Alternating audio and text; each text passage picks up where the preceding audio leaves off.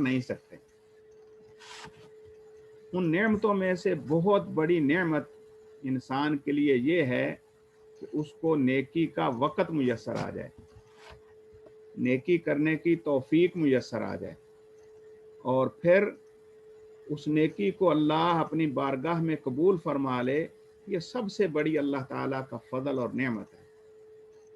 اور اس پر انسان جتنا اللہ کا شکر بجا لائے کم ہے کہ اللہ تعالیٰ نے اسے توفیق بخشی، موقع دیا، اور پھر اس کی ادنا محنت کو اپنی بارگاہ میں قبول فرما لیا۔ جیسے میں نے عرض کیا کہ چند دن پہلے تو ہم انتظار کر رہے تھے، اور اب وقت اتنی تیزی کے ساتھ گزر رہا ہے کہ 2 عشرے ہم رمضان کے تقریباً گزار چکے ہیں۔ آخری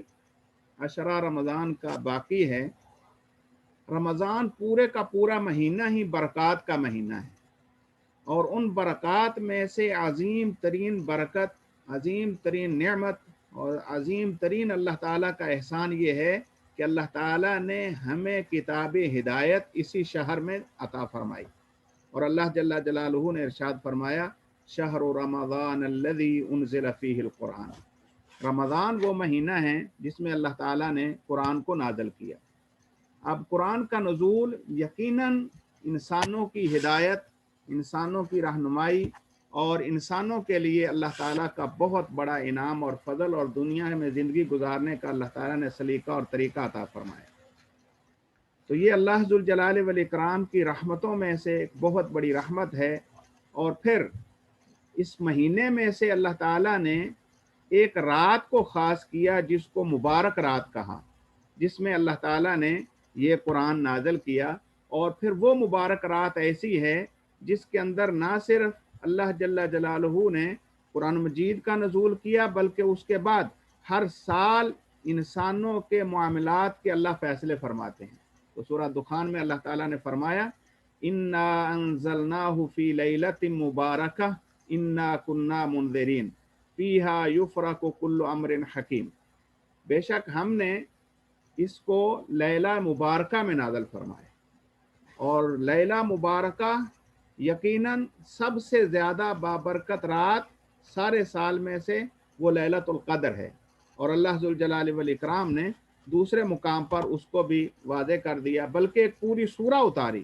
جو قیامت تک تلاوت کی جاتی رہے گی، اور اس کے اندر صرف اس بات کا تذکرہ کیا کہ ایک رات جو اللہ ذوالجلال والاکرام نے جس کو مبارک بنایا ہے اور جس میں قرآن کا نزول ہوا ہے۔ بالاتفاق تمام مفسرین کے نزدیک قرآن مجید کا یک بارگی لوح محفوظ سے آسمان دنیا پر یا بیت المعمور تک جو ہے وہ اس کا نزول وہ ایک ہی رات میں ہوا ہے، اور وہ رات لیلۃ القدر ہے۔ اور اس میں اللہ ذوالجلال والاکرام نے ایک خاص، پھر اس کے بعد جو ہے قرآن مجید کا نزول دنیا میں وہ وقفے سے جیسے اللہ جل جلالہ کا آرڈر ہوتا رہا وہ نبی مکرم صلی اللہ علیہ وسلم تک پہنچایا جاتا رہا۔ تو یہاں پر اللہ تعالیٰ نے پھر اس خاص رات کو جو ہے وہ فضیلت عطا فرمائی، اور اس کے بارے میں اس کی عبادت کو 1000 مہینے سے افضل قرار دیا۔ اعوذ باللہ من الشیطان الرجیم انا انزلناہ فی لیلۃ القدر وما ادراک ما لیلۃ القدر۔ بے شک ہم نے اس کو لیلۃ القدر میں نازل کیا ہے۔ پہلے سورہ دخان والی آیت میں انا انزلناہ فی لیلۃ مبارکہ، گویا کہ یہ قدر والی بھی ہے، برکت والی بھی ہے۔ تو یہ رات اللہ ذوالجلال والاکرام میں کی شریعت میں اتنی اہمیت کی حامل ہے کہ شاید اس کا مقابلہ کوئی اور دن یا رات نہیں کر سکتا۔ تو اللہ ذوالجلال والاکرام نے اس کو لیلۃ القدر میں قرآن کو نازل فرمایا۔ تو اللہ ذوالجلال والاکرام کے انعامات میں سے یہ عظیم انعام کہ ایک رات اس امت مسلمہ کو عطا فرمائی، اور پھر اس کو کہا کہ لیلۃ القدر خیر من الف شہر،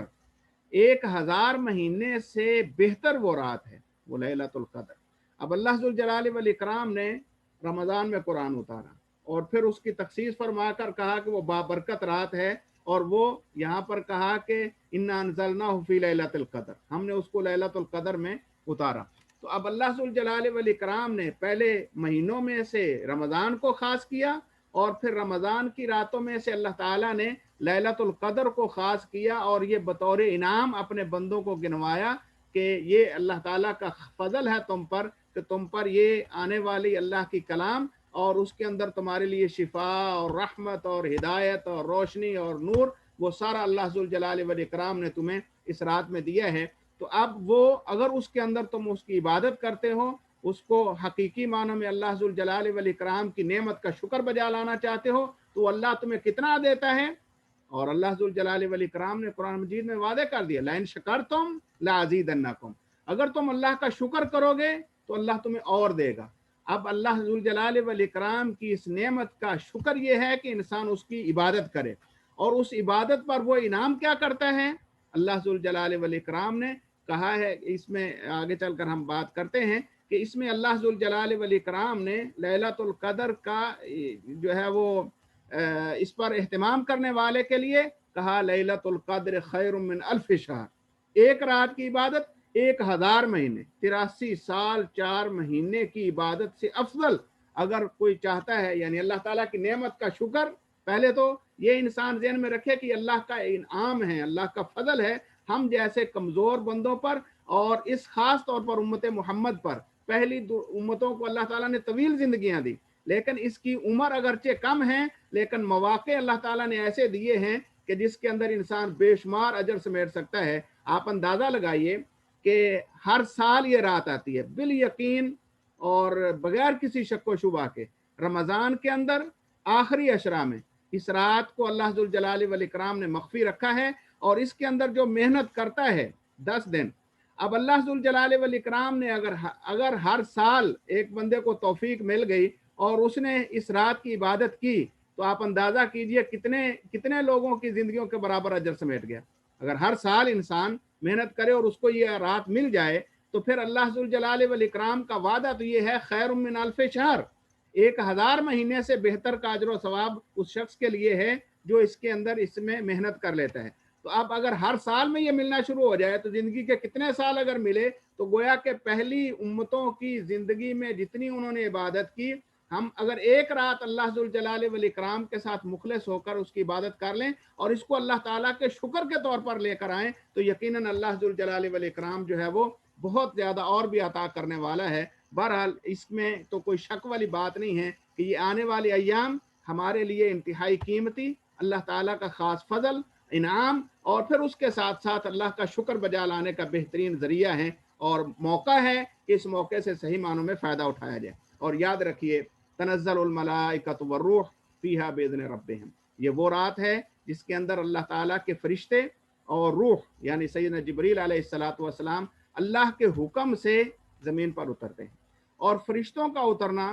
فقہا محدثین کے نزدیک یہ خیر اور برکات کا باعث ہے۔ فرشتے جب اترتے ہیں اور جہاں پر فرشتے آتے ہیں وہاں اللہ تعالیٰ کی طرف سے رحمتیں، برکتیں اور خیرات جو ہے وہ عام ہوتی ہیں، اور رمضان میں خاص طور پر پورا مہینہ ہی جو ہے وہ رحمتوں کا ہے، اور اس کے ساتھ ساتھ اس خاص رات میں فرشتے کتنے اترتے ہیں لا تعد ولا تحصى، پتہ ہی نہیں، اندازہ نہیں ہے، بلکہ بعض اسلاف سے تو یہ منقول ہے کہ جتنی زمین کے اوپر ذرات ہیں ریت کے، اس سے بڑھ کر فرشتے اللہ ذوالجلال والاکرام کی رحمتوں کے ساتھ اس دنیا پر نزول کرتے ہیں۔ تو بہرحال تنزل الملائکۃ والروح فیہا باذن ربہم من کل امر،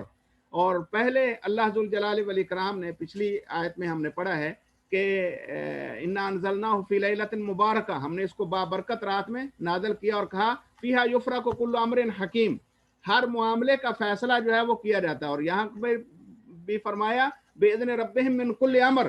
تو بالاتفاق فقہا محدثین کے نزدیک اللہ ذوالجلال والاکرام سال بھر میں ہونے والے جتنے بھی معاملات ہیں ان کا فیصلہ اس رات میں لوح محفوظ سے آسمان دنیا یا جو مکلف فرشتے ہیں ان کو اللہ تعالیٰ تھما دیتے ہیں یا بتا دیتے ہیں، اور پھر دنیا کے اندر اللہ کی سنت کے مطابق جو ہے معاملات چلتے رہتے ہیں۔ تو یہ وہ عظیم رات ہے جس کا خصوصی اہتمام کرنا اس آنے والے دنوں میں ہمارے لیے یقیناً سعادت اور برکات کا سبب ہے۔ سلام ہی حتی مطلع الفجر، اور یاد رکھیے یہ رات سلامتی ہے یہاں تک کہ فجر طلوع ہو جائے۔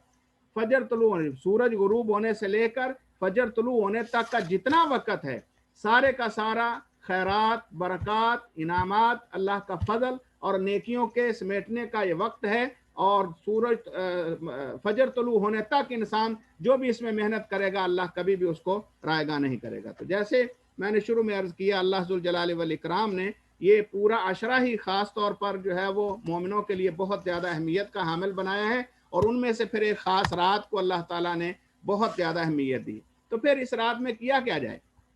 کہ اللہ ذوالجلال والاکرام کا شکر بھی ہو جائے، اور ساتھ ساتھ جو ہے وہ ہم اللہ سے وہ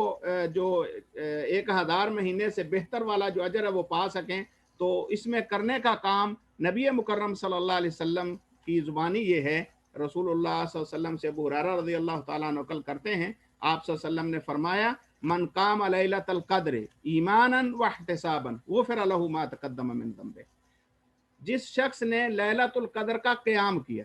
نبی مکرم صلی اللہ علیہ وسلم کا اپنا عمل مبارک یہ تھا کہ آپ آخری عشرہ میں، پہلے عشرہ میں، پھر دوسرے میں، پھر سب سے آخر میں آپ نے آخری عشرہ میں اعتکاف فرمایا، اور دوران اعتکاف آپ بہت لمبا قیام فرماتے ہیں۔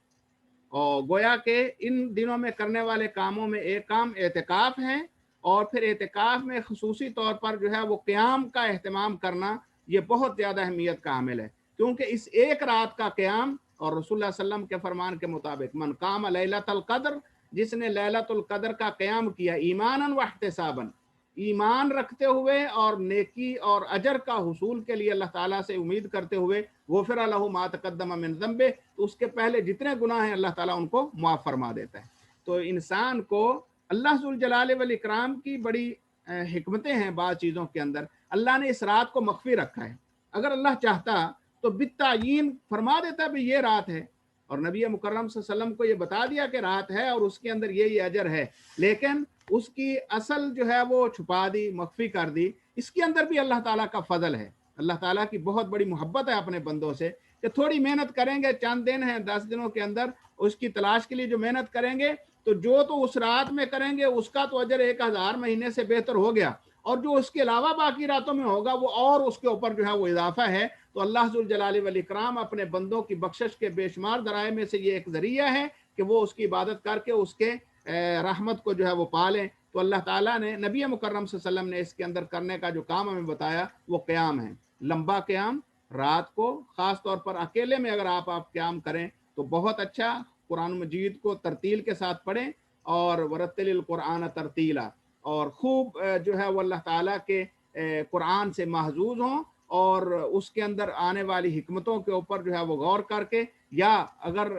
جو ہے وہ عربی دان نہیں ہیں زیادہ ساتھی، سمجھ نہیں آتی، تو ترجمہ رات کو پڑھیے قرآن مجید کا، تدبر کیجیے۔ اللہ تعالیٰ نے زمین، آسمان اور باقی چیزوں میں ہمارے لیے ظاہری عبرتیں رکھی ہیں، اور قرآن مجید کے اندر بے شمار اسباق اللہ تعالیٰ نے رکھے ہیں۔ تو بہرحال ایک کام تو یہ کرنے کا ہے کہ لیلۃ القدر میں قیام کیا جائے، اور کثرت کے ساتھ جو ہے وہ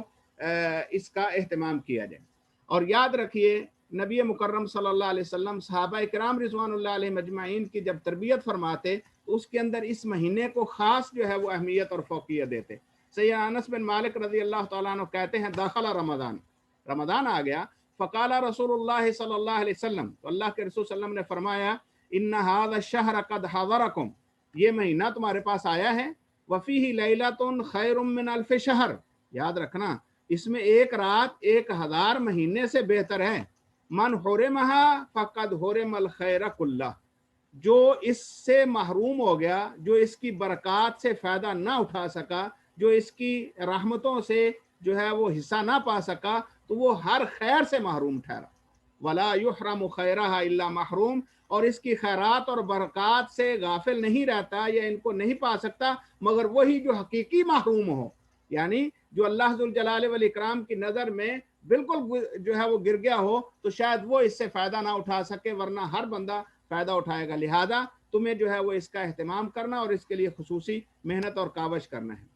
نبی مکرم صلی اللہ علیہ وسلم کا اپنا عمل مبارک، ساری زندگی آپ نے اللہ تعالیٰ کی عبادت، اللہ کا شکر، اللہ ذوالجلال والاکرام کی حقیقی معنوں میں جتنا کوئی انسان کر سکتا ہے اللہ کے رسول صلی اللہ علیہ وسلم نے سب سے بڑھ کر عبادت کی ہے۔ لیکن جب یہ آخری عشرہ شروع ہو جاتا تو آقا علیہ الصلوۃ والسلام کا معاملہ جو ہے وہ اس سے بھی زیادہ بڑھ جاتا ہے۔ ام المؤمنین عائشہ رضی اللہ تعالیٰ عنہ بیان فرماتی ہیں، کان النبی صلی اللہ علیہ وسلم اذا دخل العشر شد میزرہ واحیا لیلہ وایقظ اہلہ، آپ صلی اللہ علیہ وسلم جب آخری اشرا شروع ہوتا تو آپ اپنا تہبند باندھ لیتے، یعنی تیاری کرتے، آپ کوشش کرتے، محنت کرتے، پہلے سے زیادہ اپنے آپ کو تیار کرتے۔ بعض سلف صالحین سے یہ مروی ہے کہ وہ ان ایام میں جب آخری اشرا شروع ہوتا تو وہ اس کے لیے نئے کپڑے سلواتے، اپنے لیے اچھی خوشبو خرید کے لاتے، بہترین تیاری کرتے، جیسے کسی بہترین جو ہے زندگی کا اہم ترین ایونٹ ہو تو انسان اس کے لیے محنت کرتا ہے، تو وہ اس کے لیے ایسے ہی محنت کرتے، اور راتوں کو جب اللہ کے حضور قیام کے لیے کھڑے ہوتے اچھے کپڑے پہنتے اور اللہ ذوالجلال والاکرام کے سامنے عاجزی انکساری اور گڑ گڑاتے، تو شدہ میں ذرا یعنی بہت زیادہ خوب تیاری کرتے، اپنا تہبند باندھتے، یعنی اور بعض فقہا کے نزدیک شدہ میں ذرا سے مراد اپنی بیویوں سے الگ ہو جاتے، یعنی عبادت کے لیے اپنے آپ کو خاص کر دیتے، زندگی کے مشغولات سے دور کر کے اپنے آپ کو خالص اللہ تعالیٰ کی عبادت کے لیے تیار کر لیتے۔ واحیا لیلا، آپ راتوں کو جاگتے، احیا لیلا اس کی رات کو، یعنی اس آخری عشرے کی راتوں کو زندہ کرتے، یعنی اس کو جاگ کر گزارتے، اور وہ ایقظ اہلا صرف اپنا ہی نہیں بلکہ اپنے گھر والوں کا بھی خیال رکھتے۔ اللہ ذوالجلال والاکرام نے ہمیں یہ حکم دیا ہے، قوا انفسکم واہلیکم نارا، لوگوں خود بھی اپنے آپ کو بھی جہنم کی آگ سے بچاؤ اور اپنے اہل و عیال کو بھی بچاؤ۔ تو یہ نہیں ہے کہ انسان اکیلا جو ہے وہ محنت کرے اور اپنے بیوی بچوں کو اور اپنی اہل اولاد کو بھول جائے، اپنے گھر والوں کو بھی جگائے اور ان کو اس سے ان دنوں کی جو ہے وہ عظمت یاد دلائے اور ان کے بارے میں ان کو ابھارے اور شوق دلائے۔ اور جب انسان خود جو ہے وہ عمل کرتا ہے تو پھر اس کی اولاد بھی یقیناً عمل کرتی ہے، تو اس کی اہل و عیال جو ہیں وہ بھی اس کی اقتداء کرتے ہیں۔ نبی مکرم صلی اللہ علیہ وسلم کا یہ معاملہ تھا کہ آپ خود بھی اہتمام کرتے اور اپنے گھر والوں کو بھی اہتمام کے لیے جو ہے وہ کہتے اور ان کو جگاتے رات کو کہ اٹھو اللہ ذوالجلال والاکرام کی عبادت کرو۔ تو بہرحال ہمیں یہ کام کرنا ہے کہ انسان جہاں تک ہو سکے خود بھی محنت اور عبادت کرے اور اپنی اولاد کو اور اپنے گھر والوں کو بھی دعوت دے، اور یہ انبیاء کا طریقہ رہا ہے کہ وہ نہ صرف خود بلکہ اپنے اہل و عیال کو بھی اللہ تعالیٰ کی رحمات اور اللہ کی برکات سے ہمیشہ اس کا حصہ دلوانے کی کوشش کرتے رہے۔ اسی طرح ایک تو ہم نے عرض کیا کہ اعتکاف، چونکہ ان دنوں سعودی عرب میں تو اعتکاف اس سال نہیں ہے گورنمنٹ کی طرف سے، یہ کووڈ کی وجہ سے، تو اس کے علاوہ جو قیام ہیں وہ تو ہر بندہ اپنے گھر میں، اپنے مکان میں، اپنے مکان عمل پر جہاں بھی اس کو موقع میسر آئے وہ کر سکتا ہے، اور اس کے ساتھ ساتھ دعاؤں کا خصوصی اہتمام کیا جائے، قرآن مجید کی تلاوت کا خصوصی اہتمام کیا جائے، اللہ تعالیٰ کی جتنی عبادات ہیں وہ ساری کی ساری کرنے کی کوشش کی جائے، صدقہ اور خیرات بڑھا دیا جائے۔ اور نبی مکرم صلی اللہ علیہ وسلم خاص طور پر رمضان میں تو آپ ویسے ہی آپ غنی اور سخی تھے، لیکن رمضان میں آپ کا معاملہ اور بڑھ جاتا۔ اور اسی طرح ام المومنین عائشہ رضی اللہ تعالیٰ عنہ بیان کرتی ہیں، قلت یا رسول اللہ ارأیت ان وافقت لیلۃ القدر، اللہ کے رسول آپ کا کیا خیال ہے کہ اگر مجھے لیلۃ القدر کی موافقت مل جائے، یعنی مجھے یقین ہو جائے کہ لیلۃ القدر ہے، ما اقول فیہا، تو میں کیا کہوں اس میں، کیا دعا مانگوں؟ قال، آپ صلی اللہ علیہ وسلم نے ارشاد فرمایا، قولی، کہو، اللہم انک عفو تحب العفو فاعف عنی۔ نبی مکرم صلی اللہ علیہ وسلم کو اللہ تعالیٰ نے جوامع الکلم عطا فرمائے تھے، اور ان جوامع الکلم میں سے یہ عظیم ترین خزینہ ہے، اللہم انک عفو تحب العفو فاعف عنی، اے اللہ بے شک تو درگزر کرنے والا ہے، درگزر کرنے کو پسند کرتا ہے، اللہ تو مجھ سے درگزر فرما۔ دنیا اور آخرت کی ساری بھلائیاں ان الفاظ کے اندر سمٹ کر رہ گئی، یعنی اگر اللہ تعالیٰ نے دنیا کے اندر درگزر کر دیا تو سارے معاملات سیدھے، جب اللہ تعالیٰ کی طرف سے درگزری ہو گئی اور پریشانیاں مصیبتوں سے بھی درگزری، بیماریوں سے بھی درگزری، پریشانیوں سے، حالات سے، ہر طرح سے اللہ ذوالجلال والاکرام نے جب درگزر کر دیا تو یقینی طور پر انسان جو ہے وہ دنیا میں کامیاب ٹھہرا، اور جب اللہ تعالیٰ نے آخرت میں درگزر کر دیا ہر قسم کا عذاب، عقاب، پریشانیاں اور مسائل، اللہ تعالیٰ نے اسے نجات دے کے اس کو جنت میں داخل کر دیا۔ تو دنیا اور آخرت کی ساری بھلائیاں اس میں ہیں کہ اللہ درگزر فرما دے کوتاہیوں سے، غلطیوں سے اور برائیوں سے اور بے شمار باقی چیزوں سے۔ تو دنیا اور آخرت کی بھلائی اسی میں ہے کہ اللہم انک عفو تحب العفو فاعف عنی۔ اللہ ذوالجلال والاکرام نے اپنے بندوں کے لیے بے شمار مواقع رکھے ہیں جن کے ذریعے وہ فائدہ اٹھا کے اللہ تعالیٰ کو راضی کر سکتے ہیں، اور ہر شخص کے لیے الگ الگ جو ہے وہ مواقع ہوتے ہیں۔ ابھی کسی بندے کو اللہ तौफीक देता है वो कसरत के साथ क़याम कर सकता है, किसी के पास जो है वो सदका का दरवाज़ा जो है वो खुल जाता है, और कोई जो है वो कुरान मजीद की तिलावत को अपना ओढ़ना बिछौना बना लेता है, कोई जो है वो कोई नेकी का काम कर रहा है, कोई अगर बिल्कुल कोई भी नहीं कर सकते, कम से कम जुबान से यही कहते फिर आप बाकी कामों में मशगूल हैं, अल्लाहुम्मा इन्नका अफ़ुव्वुन तुहिब्बुल अफ़्वा फ़अफ़ु अन्नी, अल्लाहुम्मा इन्नका अफ़ुव्वुन तुहिब्बुल अफ़्वा फ़अफ़ु अन्नी, चंद कलिमात। और अल्लाह जुल जलाल और ख़ास तौर पर नबी मुकर्रम सल्लल्लाहु अलैहि वसल्लम ने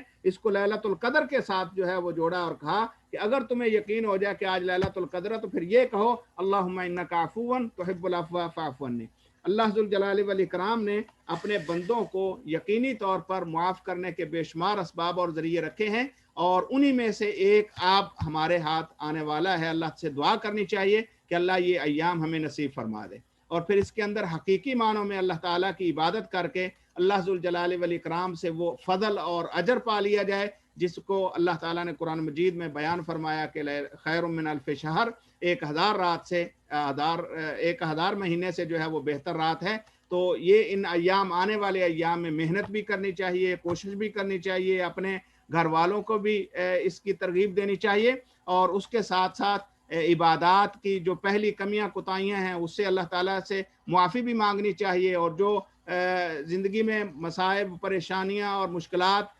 जो है वो नज़र आ रही हैं तो वो भी अल्लाह के सामने रखनी चाहिए। मोमिन का ये काम होता है कि वो हर अपना मामला अल्लाह के सुपुर्द करता है, और इन अय्याम में एक रात ऐसी है जिसके अंदर युफ़रक़ु कुल्लु अम्रिन हकीम, हर मामले का फैसला होना है। तो क्यों ना अपने रब से, जब आपको अल्लाह ताला ने मुआफ़ी का सर्टिफिकेट दे दिया, दरगुजर का सर्टिफिकेट दे दिया, तो यकीनन फिर जो मामलात साल भर होने वाले हैं वो बड़े आसान हो जाएंगे। लिहाजा इन अय्याम को गनीमत जानिए, अपने अल्लाह की इबादत का खुसूसी एहतमाम कीजिए, और इसके साथ साथ अल्लाह ताला से बहुत ज़्यादा मांगिए, अपने गुनाहों की इस्तिग़फ़ार और बख्शिश कीजिए। अल्लाह ज़ुल जलाल वल इकराम हम सब से राज़ी हो जाए, अल्लाह हम सब को मुआफ़ फरमा दे, अल्लाह जल्ला जलालुहु अपनी रहमत के साथ, अपने फ़ज़ल के साथ हमें मुआफ़ कर दे। अल्लाह हमें रमज़ान से कमा हक़्क़ुहु फ़ायदा उठाने की तौफ़ीक नसीब फरमा दे। अल्लाह हमारी इन अदना नेकियों को अपनी बारगाह में कबूल फरमा ले, और अल्लाह जल्ला जलालुहु से हमेशा ये मांगा करें कि अल्लाह तेरे सिवा कोई देने वाला नहीं है, अपने फजल से, अपनी रहमत से हलाल का रिज़्क़ अता फरमा,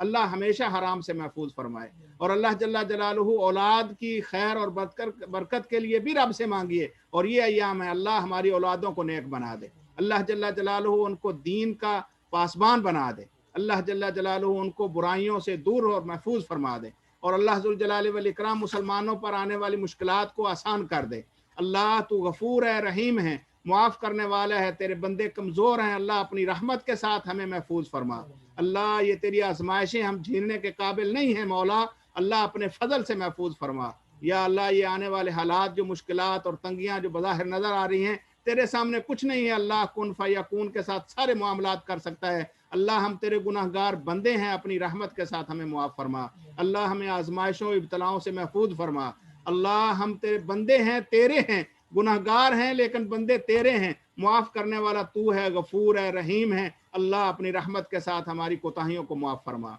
अल्लाह हमारी गलतियों की वजह से हमारी इकाब ना फरमा, बल्कि अपनी रहमत के साथ हमें मुआफ़ फरमा। या अल्लाह या अरहमर राहिमीन, तेरे बंदे जितने बीमार हैं नेक, अल्लाह सबको शिफाए कामिला अजला नसीब फरमा। अल्लाह जहाँ कहीं भी तेरे बंदे परेशान हैं, अल्लाह उनकी परेशानियाँ दूर फरमा। या अरहमर राहिमीन, हम पर खुसूसी रहम फरमा। अल्लाह हमारे अज़्ज़ा कारब वालिदैन जो इस दुनिया से चले गए, अल्लाह उनकी कब्रें नूर का